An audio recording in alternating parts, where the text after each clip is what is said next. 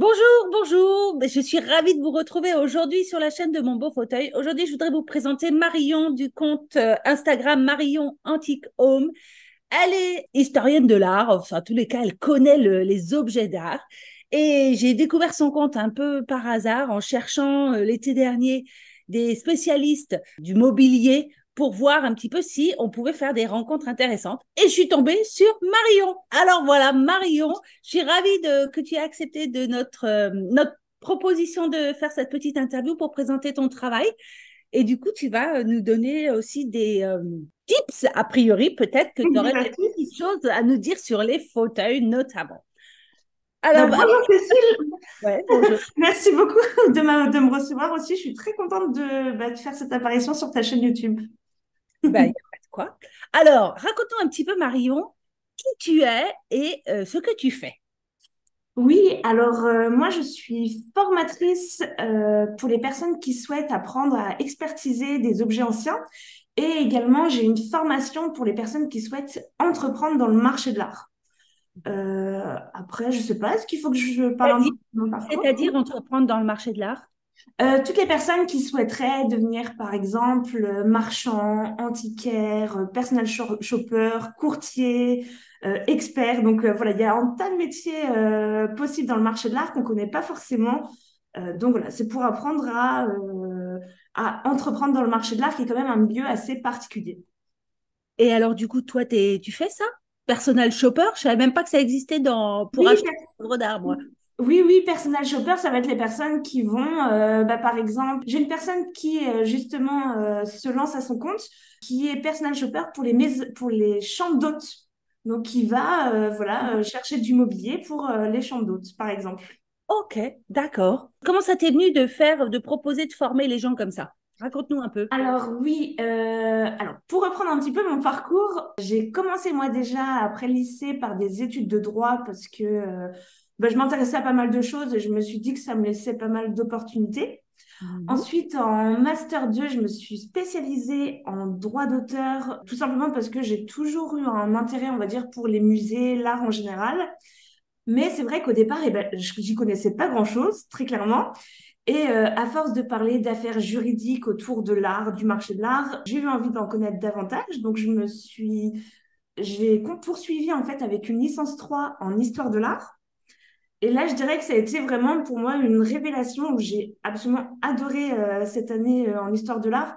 Je dirais qu'au-delà des connaissances, on va dire, historiques, culturelles, ça m'a apporté vraiment une ouverture d'esprit. Donc là, à partir de ce moment-là, je savais que je voulais vraiment poursuivre dans le milieu de l'art. Mais Donc, juste une petite oui. question.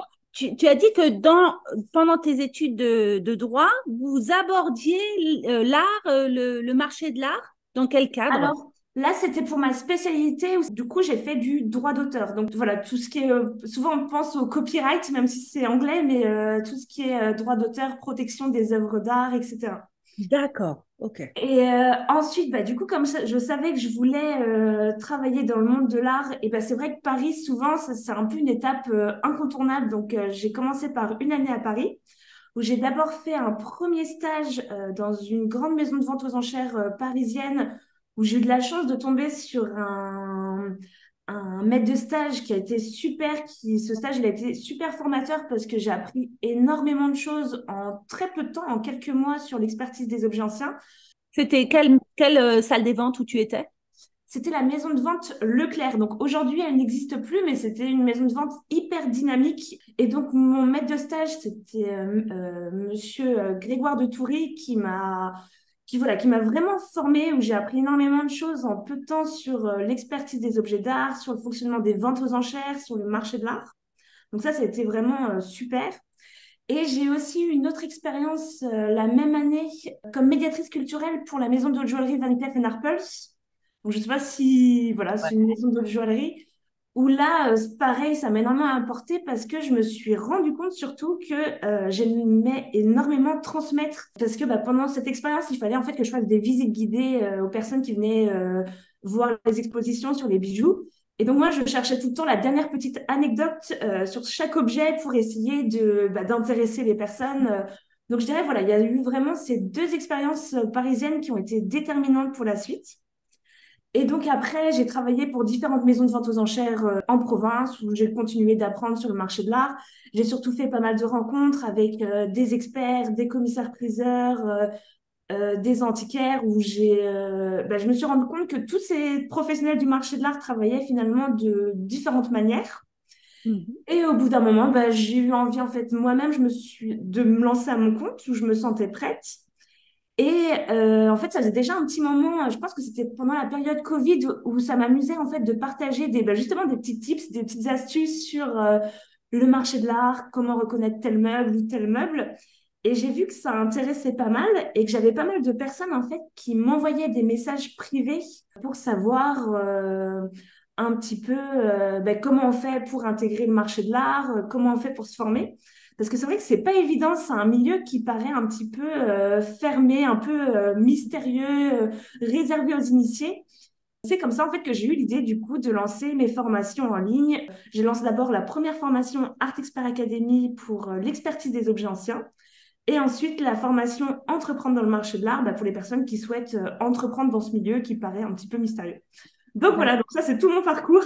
Et l'expertise des objets anciens, c'est toutes sortes d'objets anciens. En fait, ce qui m'intéressait beaucoup dans ce que tu fais, c'est que tu as une approche très ludique des objets et de la manière d'en parler et tout ça. Donc ça m'a vraiment beaucoup plu. Et Ouais. j'ai vu beaucoup, surtout de choses anciennes. Et alors, du coup, ça va de quelle époque à quelle époque ce qui t'intéresse? Alors, moi, mes formations, elles commencent dès le Moyen Âge. C'est important d'avoir un déroulé, même si effectivement, on ne va pas demain tomber dans n'importe quelle brocante sur un meuble du Moyen Âge, de la Renaissance, même un meuble Louis XIII, c'est finalement assez rare. C'est important de comprendre bien le déroulé. Après, moi, je dirais qu'une des périodes que je préfère, c'est le 18e. J'adore le style Louis XVI, par exemple. Mais ça, c'est vraiment un titre personnel. Après, Mhm. moi, ce qui m'intéresse vraiment, c'est de comprendre pourquoi en fait l'évolution des meubles en fonction de l'évolution de la société.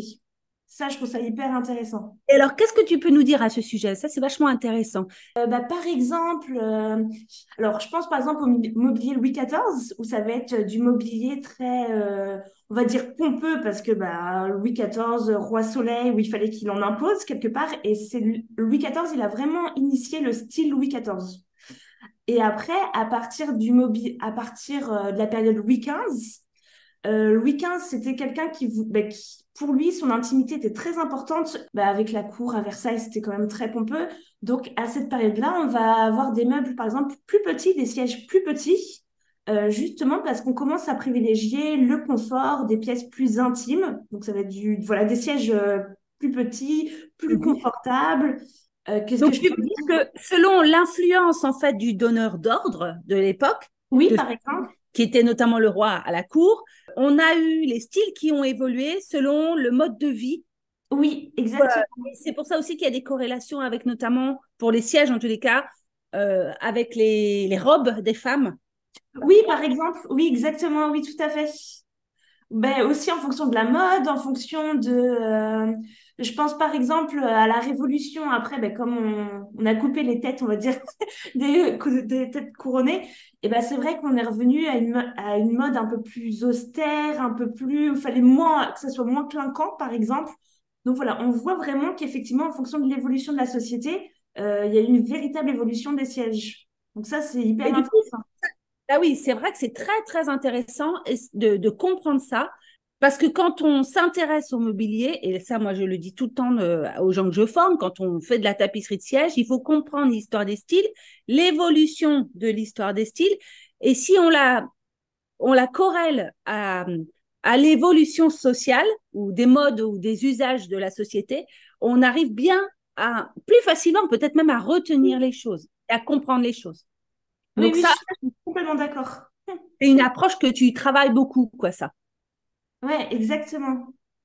Alors, un autre truc que je t'avais demandé, c'est est-ce que tu aurais des petites astuces pour savoir comment est-ce qu'on reconnaît un meuble, un siège ancien? Parce que tu dis, voilà, l'expertise des meubles anciens, ça veut dire il doit y avoir des astuces, des choses pour savoir si une commode ou un siège, il est d'époque ou pas d'époque. Déjà, la différence entre le mot époque et pas époque. Moi, j'en parle souvent à mes Oui, élèves. Donne-nous voir le. oui. Alors, on va avoir des sièges. Donc, par exemple, lorsqu'on parle d'un siège Louis XV ou un siège d'époque Louis XV, c'est un siège qui a été fabriqué sous le règne de Louis XV. Alors qu'un Wow. siège de style Louis XV, ça peut être un siège qui a été fabriqué tout récemment, mais qui reprend seulement des éléments stylistiques de la période Louis XV. Ok, Donc d'accord. déjà, voilà, il y a vraiment ces deux, et effectivement, c'est important de distinguer les deux. Du coup, ouais. Comment est-ce qu'on fait pour reconnaître s'il est d'époque ou de style? Oui, alors déjà, une chose qu'il faut bien avoir en tête, c'est de se dire qu'il faut procéder par faisceau d'indices. Un seul indice, ça suffit pas, parce qu'on peut avoir des très bonnes reproductions des artisans qui travaillent comme autrefois. Donc voilà, il faut vraiment... un seul indice ne suffit pas ne permet pas de dire que, voilà, que c'est un meuble de style ou d'époque. Ensuite, alors effectivement, il va y avoir plusieurs petites astuces. On va regarder déjà les techniques de fabrication. Donc, je pense que tes élèves, ça, en tout cas, ils vont toucher, ils vont se rendre compte. Pour un siège, tu veux dire quoi? Sur le fût ou sur la garniture? Alors, on va regarder par exemple dans la structure, on va dire les carcasses, on va regarder technique de fabrication, si c'est s'il y a un système par exemple à tenon et mortaise avec des chevilles en bois. Donc Ouais. ça c'est une technique d'assemblage qui était toujours pratiquée au 18e et déjà à partir du milieu 19e, on commence à avoir pas mal de pièces qui sont collées par exemple. Oui. Donc voilà, déjà. Parce que le tenon mortaise dans lequel il y a une cheville en bois fait qu'il n'y a pas de colle. C'est ça, exactement, oui. Exactement, oui. Ça fait, ben, c'est bien construit, quoi. C'est bien Ouais, pensé. ouais, c'est ça. Ensuite, je pense bah, la garniture, par exemple, au 19e, milieu du 19e, on va commencer à y avoir des ressorts, Oui, alors qu'autrefois, il exact, n'y avait pas de ressorts, par exemple. exact. Mm. Donc, effectivement, dans les techniques de fabrication, ça va pas être les mêmes techniques. Mhm. Ensuite, au-delà des techniques, il va y avoir aussi les matériaux utilisés. Ça, c'est très important. Encore une fois, quand on comprend l'histoire du meuble, on se rend compte qu'il y a des bois qui ont été plus utilisés à certaines périodes et pas à d'autres. Par exemple, au Moyen Âge, on va utiliser beaucoup le chêne. Euh, D'accord. à partir de la Renaissance, on va avoir par exemple pas mal de noyers. Ça, je dis ça parce que c'est intéressant parce qu'au Moyen Âge, on n'utilisait pas de noyer parce on l'associait aux sorcières. Donc, c'est rigolo D'accord. de mettre un peu des petites choses comme ça. Au 18e, par exemple, on commence à importer pas mal de bois exotiques. Donc, on va avoir du bois de rose, du bois de violette. Oui, donc Oui, en fonction des périodes, on va dans pas les utiliser le plaquages, même bois. en Exactement. technique de plaquage et de Oui, voilà, marqueterie. exactement. Exactement. Alors que dans les bois actuels, je pense à Ikea, par exemple, c'est l'exemple qui me vient. Ikea va utiliser beaucoup de pin, alors qu'on ne va pas retrouver du pin dans des bois, dans des meubles anciens. Oui, Le pin, c'est un meuble, c'est un bois, je crois, qui vient de Scandinavie, qui a un bois qui est de croissance rapide. Donc voilà, on va dire que c'est facile à travailler pour des meubles en fabrication en série. à ce sujet, d'ailleurs, j'ai vu une publication que tu as faite sur le style Louis XVI où tu racontes qui est vachement bien. Enfin, d'ailleurs, tout est bien. Je vous conseille d'aller regarder. C'est vraiment super Merci. intéressant. C'est vrai, vraiment, c'est précis. C'est des belles images. C'est beau ce que tu écris. Et notamment, tu expliques notamment que quand ils ont commencé à couper les têtes, on a vu le mobilier commencer à changer et passer et s'assombrir. Tu l'expliques très bien. Tu dis, on avait des couleurs au 18e qui étaient légères. Je te laisse parler. Oui, oui, effectivement, sous Louis XVI, on a vraiment des couleurs assez claires parce que c'est un style un petit peu champêtre, où on aime bien les sentiments. Donc, ça va être des couleurs assez douces. Alors que bah, à partir de la Révolution, c'est vrai que ça devient, on va dire, on est dans un contexte beaucoup plus difficile. Donc, on va privilégier après des bois plus foncés. C'est aussi parce qu'il y a une mode de l'Angleterre où on va privilégier pas mal de l'acajou à la fin du 18e, début du 19e. C'est une Et influence britannique. oui, il y a C'est une influence, exactement, ouais, exactement. vrai. Et aussi une petite chose qui peut être intéressante pour savoir si un meuble a été fabriqué vers la période révolutionnaire, au moment où justement on a coupé la tête de Louis XVI, eh bien il y a pas mal de meubles qu'on a peints en noir, justement en guise de deuil. Donc ça, Ok. c'est intéressant. Donc parfois, quand on retourne un fauteuil, on peut avoir des traces encore de noir, de peinture. Et en fait, c'est de certains nobles qui ont peint leurs meubles en noir en signe de deuil. Ah, c'est vachement intéressant. Ah, dis donc, ça donne envie de suivre tes cours. Ça donne plein plein de petites astuces. Je la connaissais pas du tout, je connaissais pas du tout cette anecdote, et c'est super intéressant. Ok. Et alors, du coup, est-ce que tu as un ou deux ou trois petites choses à nous dire sur comment on peut reconnaître un fauteuil, voir s'il est ancien? Donc, tu nous as dit tonneau mortaise, Oui. Aussi, j'ai oublié les montants des sièges. Dans la fabrication, on va avoir des assemblage, montants, des assemblages, comment on dit, verticaux, oui, verticaux. verticaux. Donc, c'est important de savoir en haut, ça va être des montages verticaux. Dans le Le dossier va dossier. avoir des assemblages verticaux plutôt que obliques ou horizontaux sur des productions plus récentes. Ok. C'est ça, exactement. Donc, on va voir les techniques d'assemblage, le bois, aussi le style. Donc, on va regarder, par exemple, si vous avez à la fois des éléments de style Louis XV, des éléments de style Louis XVI, même qui reprennent des éléments Louis XIII. Bon, a priori, c'est que c'est un meuble récent qui a repris plein des Ouais. éléments stylistiques. Quand il y a un mélange, c'est que c'est récent, a priori. Et On va pourtant, et pourtant sous Napoléon III, il y avait des choses mélangées. Oui, ah bah là, du coup, effectivement, là, du coup, le style, c'est vrai que c'est bien de le préciser. Effectivement, le style Louis Napoléon III, c'est un style éclectique où on reprend effectivement des éléments un petit peu de tout. Donc, effectivement, ça peut être Napoléon III. Mais du coup, comment est-ce qu'on fait pour voir que c'est pas Napoléon III? Ça peut être justement le bois utilisé, Oui, ça peut être aussi. Après, des traces d'outils. Peut-être il peut y avoir des traces d'outils dans les ceintures des fauteuils parce que le sillage des fûts était fait avec une scie pendulaire à main et du coup il y a des traces. En tout cas, je sais que sur les buffets, il peut y avoir des traces sur les vieux meubles. oui, oui, effectivement, oui. Ben, ça, c'est intéressant d'ailleurs de toucher même les moulures des meubles anciens parce qu'on va se rendre compte que c'est pas tout à fait net parce que ça a été travaillé à la main. Ouais. Alors que des meubles récents, et ben, ça va être tout lisse, quoi. Ça va être bien. Parce que ça va être chantourné avec une machine, par exemple, Un meuble ancien, ça va être travaillé à la main. à la main, avec des outils, et du coup, il va y avoir des traces d'outils ou de mouvements, quoi. Ok. Ouais. Après, quatrième indice, je dirais aussi vérifier s'il n'y a pas une estampille.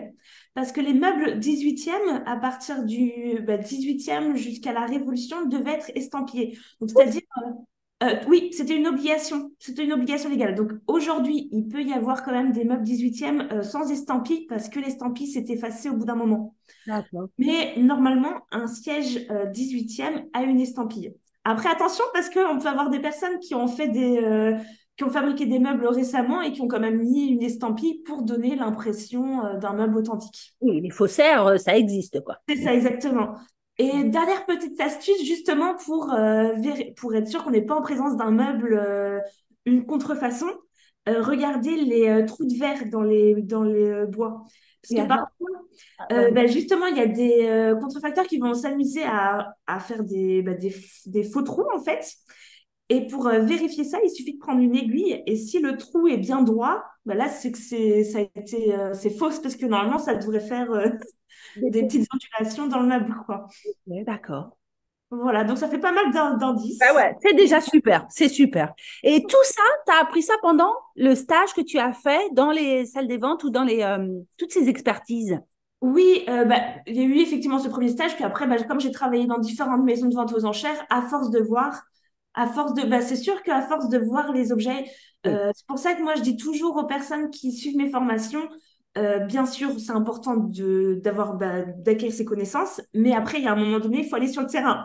Il y a pas de secret, il faut aller sur le terrain, il faut aller, par exemple, aller voir des ventes aux enchères. Parce qu'on oublie les ventes aux enchères, ce qui est intéressant par rapport au musée, même si c'est intéressant aussi d'aller voir les musées, c'est qu'en vente aux enchères, on peut vraiment toucher les meubles. Et c'est Exact. important d'avoir ce contact avec l'objet, en fait, et de ne pas hésiter, de pas avoir peur bah justement, surtout avec les sièges, de pas hésiter à retourner le siège un petit peu dans tous les sens, à toucher, à... Et même dans des salles des ventes prestigieuses où il va y avoir des meubles qui sont annoncés 18e, on peut les tripoter. Parce que Ah moi, oui, je suis allée à une salle des ventes il y a pas très longtemps et il y avait un magnifique fauteuil Ruhlmann, mais j'ai pas osé ah. le toucher. J'ai pas osé le toucher. Bah normalement, oui, oui, il faut pas hésiter à demander parce que justement le but c'est d'acheter. Et donc pour acheter, il faut savoir si le meuble même ce qui se tient bien, donc vraiment, faut pas hésiter au départ. On peut ne pas oser, mais il faut se forcer un petit peu et dire bon bah moi je veux toucher cet objet, je veux regarder. Ah, mais ça, c'est bien que tu nous dises ça, parce que c'est vrai que moi, je dis aussi à toutes les personnes qu'on forme qu'il faut aller, je leur dis d'aller dans les musées. J'avais jamais pensé aux ventes aux enchères, mais c'est vachement bien, en effet, les ventes aux enchères. Si en plus on peut toucher, c'est super. Donc voilà, il faut aller dans les ventes aux Exactement. enchères. OK, Faut pas hésiter à demander au commissaire-priseur à toucher si jamais. Puis faut pas hésiter. Faut vraiment pas hésiter. exact. OK. Bon, bah, c'est super. Très bien. Bah, écoute, je crois qu'on a fait un beau tour de. Je regarde un petit peu ton compte. Je suis en train de regarder en même temps le compte de Marion pour voir s'il y avait autre chose que je voulais voir avec elle, mais je crois qu'on a fait quand même un petit peu le tour. Est-ce que tu peux nous donner le nom de ta plateforme de formation? C'est quoi? Oui, c'est Anticom Teach Easy. Je sais pas si je pourrais t'envoyer le lien pour le Bien mettre. sûr, je vais le mettre. Il va s'afficher en même temps qu'on parle là, parce que Ok, j'ai. super, super. En tout cas, voilà, je vous invite à aller regarder ce que fait Marion. Il n'y a pas beaucoup de gens qui proposent des choses comme elle en propose. C'est vrai, hein, je ne me trompe pas en disant ça. C'est pas hyper répandu.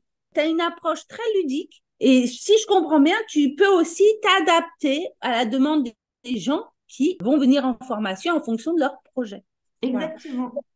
Si vous vous intéressez au fauteuil et que vous voulez faire de la tapisserie de siège traditionnelle, comme ce que moi j'enseigne, il est indispensable de connaître l'histoire des styles et de comprendre l'histoire des styles et des meubles et du mobilier.